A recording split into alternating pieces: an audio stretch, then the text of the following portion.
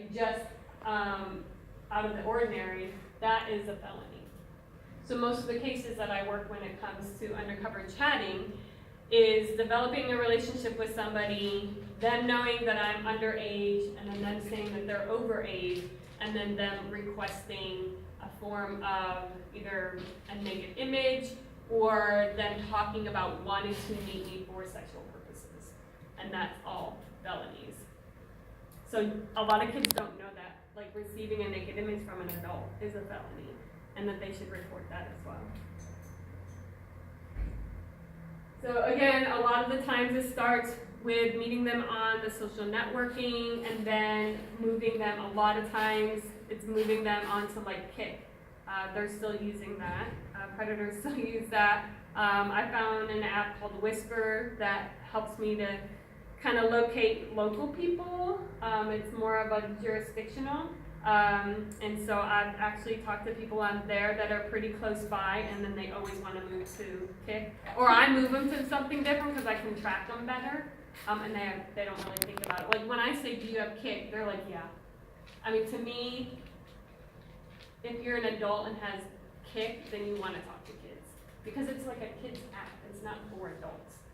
So that's something to just be aware of, that they're finding them on whatever networking site they're on. And it says here most things, again, this is the first time I'm doing this specific presentation. I like some of the new information.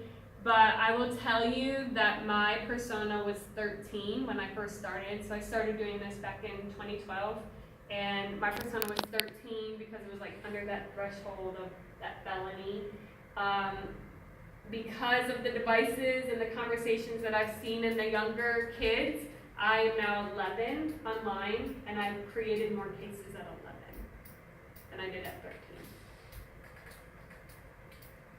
So it's really not discriminative of any age. And then again, seeing those 8-year-olds on YouTube and doing things. And then I did have a case with 2 9-year-olds that went on Omegle, and that's basically like an anonymous video chat, and they did what the adult male told them to do, not really realizing what they were doing.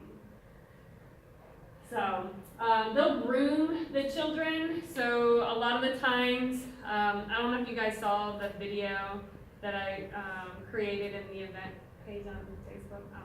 But I mainly made like a fake chat, but it was based on a true chat. They will ask age, sex, location at the very first time they talk to me. So they want ASL, age, sex, location. And so I say female, 11, Virginia.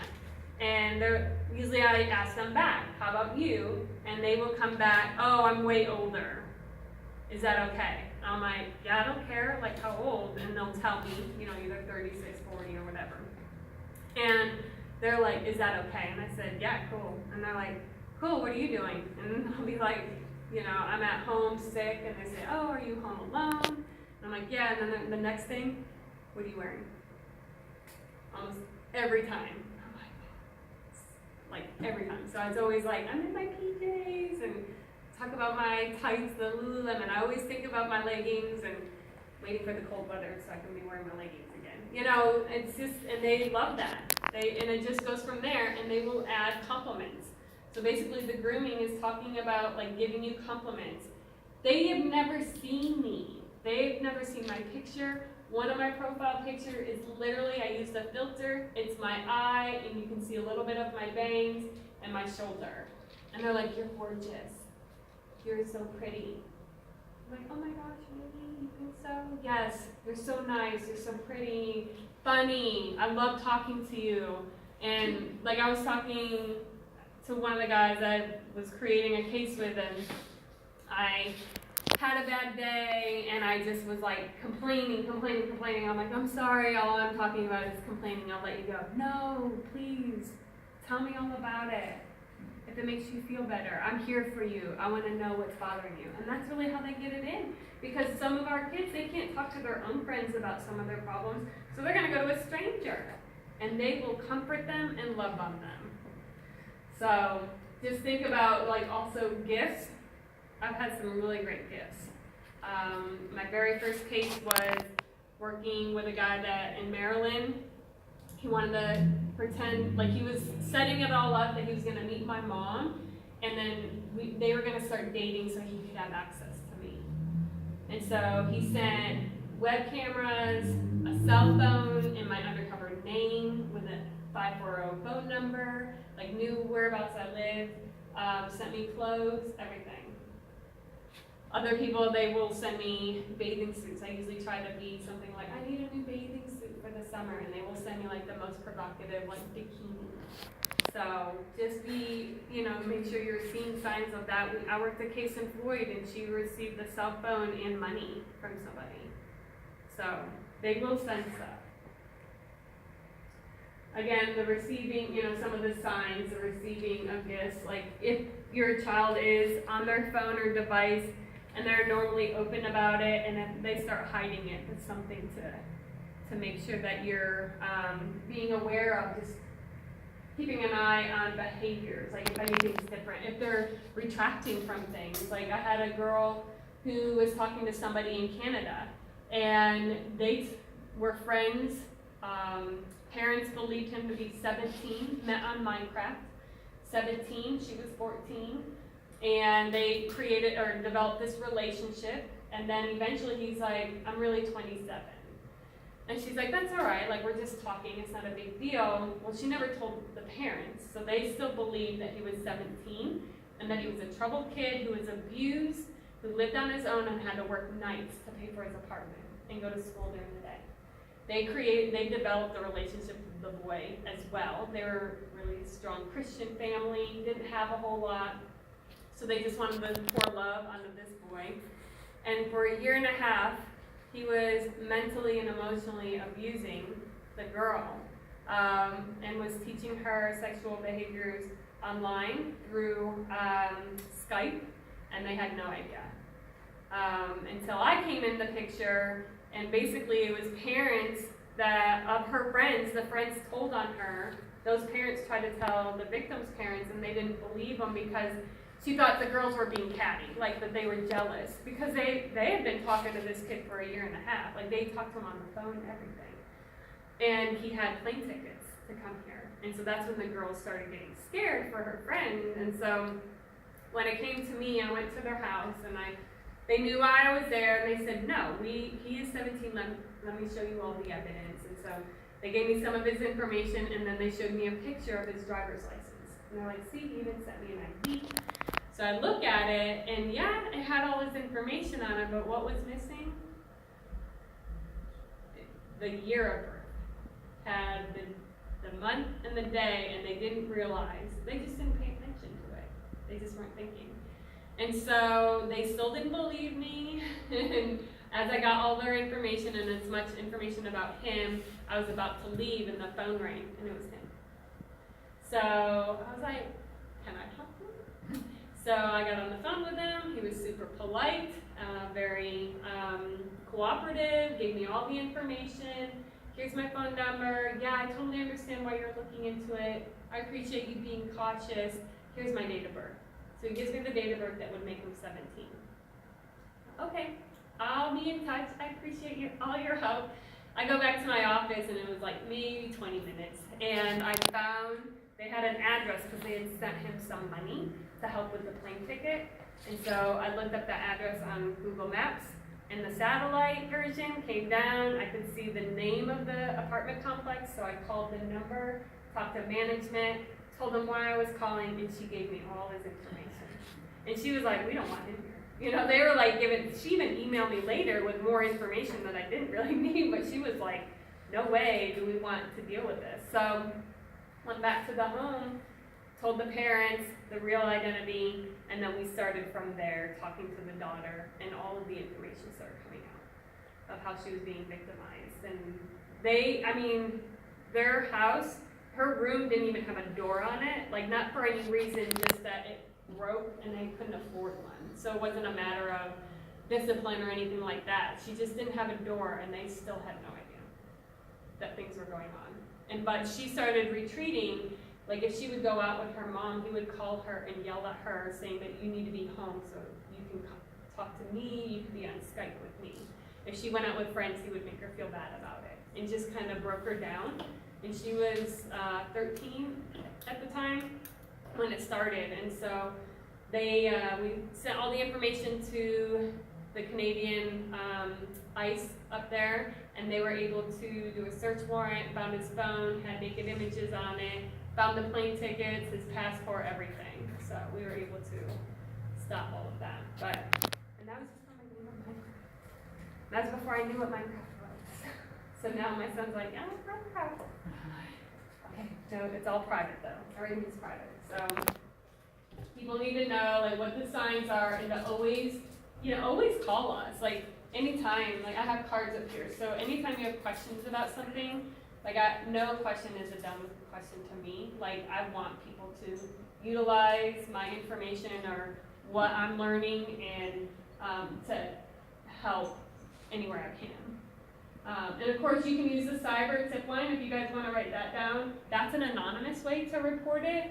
A lot of times the kids are worried about being, again, them being mad at them, and it's hard to get through their mind that it's okay if people are mad at you. Like, wouldn't you rather them be alive to be mad at you for? So, but it could be saving somebody.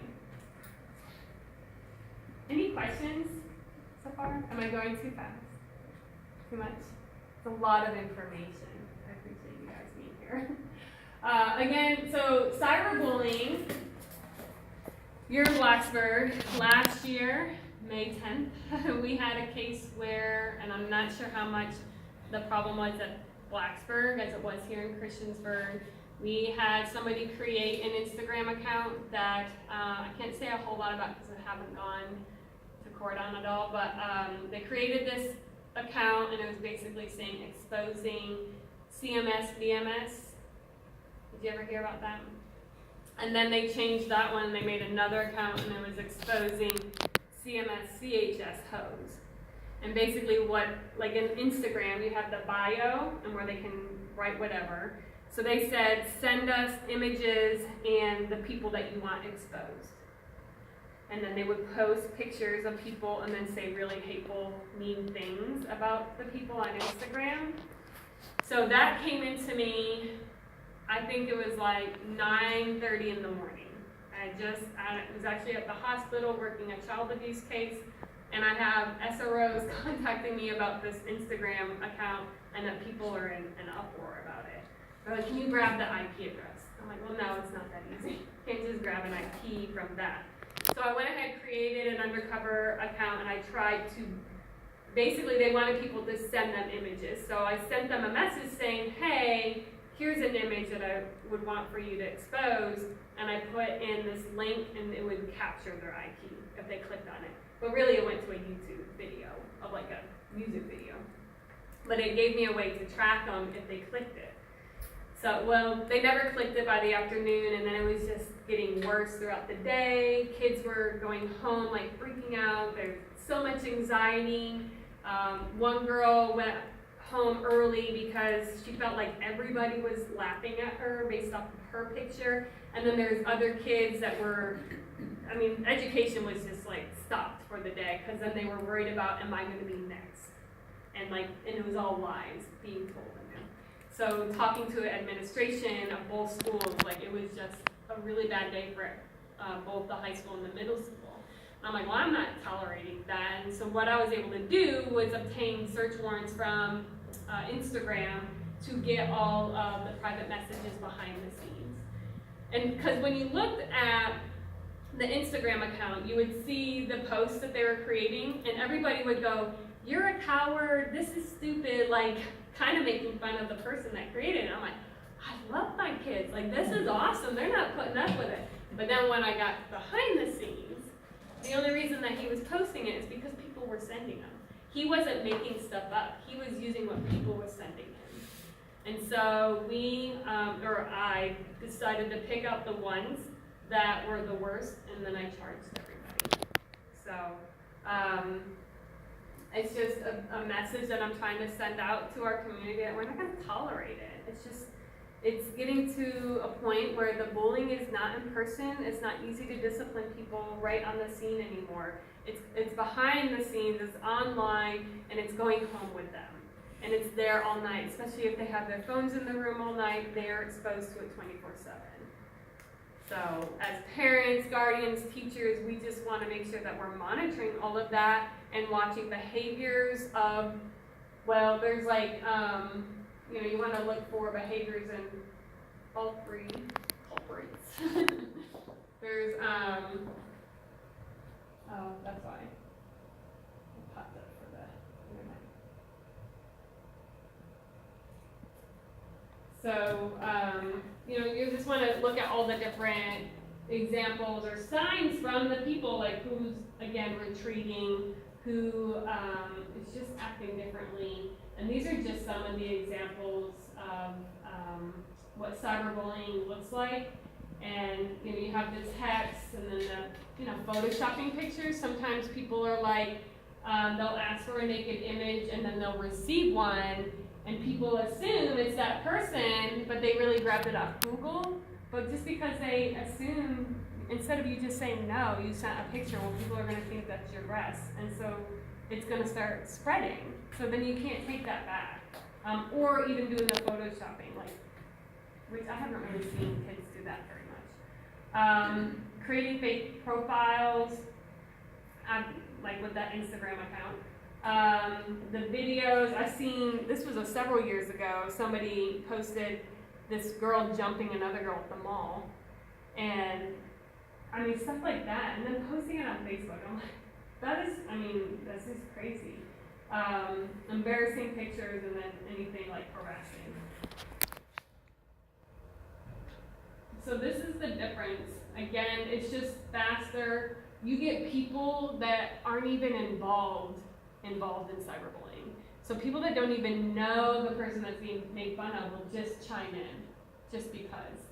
And when it's like face to face, you don't have that. You don't have, you're gonna have more bystanders just standing there like, it's kind of messed up that they're doing that. They might not be acting like breaking it up, but they're also not saying, yeah, get her, they're just not rallying. Where online, it's a lot more easier to be anonymous and do that. And yeah, it goes home with them. So yeah, we hear a lot about suicides from cyberbullying. It definitely is in the media, which it should be. It is a little bit more rare than what we think because that's just what's being put in the media. But I want it in the media because there's usually other circumstances that go along with it. But if we can prevent the cyberbullying to kind of send them off the edge, then let's do that. Let's do that part of it. Is anybody familiar with Amanda Todd? Have you seen this video? Yeah. So you're okay to watch it? Yeah. Okay. All right.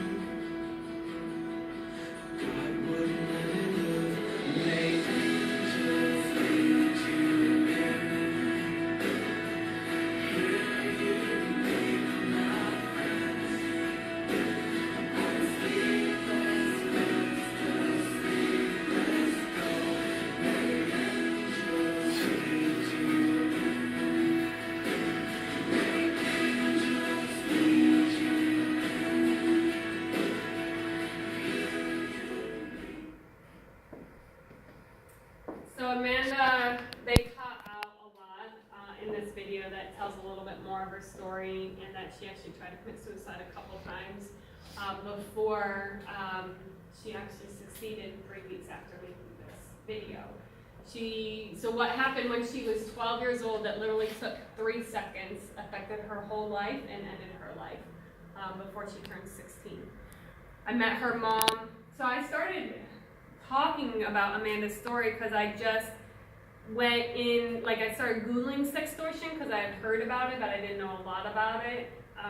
Probably about 4 years ago. And so I found her story and I would just tell the story. And then I found her YouTube, but it doesn't really tell you a lot of the behind the scenes stuff. And so when I met her mom at a conference, an annual conference I go to in Dallas, she told us that, and you can kind of tell now going back through some of the slides, that she had an intellectual disability and that the parents were divorced. And Amanda, there's other videos of her on YouTube where she has a beautiful singing voice. And so she begged for a webcam to kind of be found as a star. And so Dad bought it in one home and Mom did not want it in another home. And so she was exposed to the chat rooms because she had a social anxiety of meeting people in person. And when she went into one of those chat rooms, they were all daring each other. She flashed a camera. Think about all the times, maybe one time, growing up, we maybe mooned somebody, right? Like, they didn't, if you're on the bus, I don't know, we have to do that. But in the school bus, I mean, people didn't have cameras or videos, and it wasn't something that was going to be recorded and then used against us. So she never gave in to the person that was sextorting her. Like, she stood up for herself. And then this comes to the part where kids were on Facebook, where they thought it was cool to have the most friends, whether or not they knew who they were. And that's where he was. He was already in her friends list, and it took several months for him to expose her because he was adding all her friends. Once he had all her friends and they added him, then he changed his profile, which was a normal profile picture. Once he changed the profile picture to her, then that's where it started spreading. And then the cyberbullying happened. So I always say that it started with sextortion, but what killed her was the cyberbullying because she wasn't putting up with his stuff. Like they created a documentary, it's like a 60 Minutes Canadian version, and they used her actual messages, like Mom worked with the TV, and they used her computer, and it was really great to hear, like, she stood up for herself towards the guy that was sextorting her, like, dared him to come to her home and everything. And he, in the very first video that I showed you, remember how he dragged her picture and put it into a file folder? And how many other file folders did you see there? That's really how these child predators work when it comes to sextortion. They have multiple victims. And so in Amanda's case, her suspect actually they reported it to the police, but at the time, it was like 2001, they were like, just stay off the internet. Like, they didn't know how to investigate these crimes. And so they tried to report it, and then they found that the suspect was in like the Netherlands, I think. And so then another victim came about, and it was the same suspect. And basically, the Dutch police had a report on their desk, and they just didn't get to it for like 2 years. They just didn't act on it. And then in the meantime, Amanda passes away, and so Mom is now rallying. And it was last year, I believe, he went to trial for another girl that stood up to him. And then they did the investigation off of that one. And I know Mom went out there, but I've never caught back up with her. But this is going on. There was another case, Ashley Reynolds, if you want to look that up. She came to the conference the next year, and she fell victim to a sextortion where he started messaging her saying, hey, I have this naked video of you. If you don't send me another picture, then I'm going to post this to like your church group. And at the time, she was like, I knew that I'd never sent a video. I never sent a naked picture of myself. I wasn't dating. And yes, my friends were kind of sexting at the time, but I wasn't involved in that. And she said, but he convinced her that he had tapped into her web camera. on her laptop because she had that in her room. So she believed that he really did have the video. Think about it. You're 15. If your friends see a naked video of you and you try to say, I didn't record that, are they going to believe that? Probably not. So she got scared. She sent that first picture thinking that would be the end of it. And 9 months later, she was being continuously tormented. For 9 months, the only reason it came open to light was that mom saw a text. She had left her phone somewhere, and mom saw the text. And from there, FBI got involved, and the suspect had 300 victims. And when I met Ashley 2 years ago, they had only identified 150 victims. So that's the other thing. Like, we want to make sure in any of these cases, we want to make sure that there's no live victims that haven't been approached and gotten help.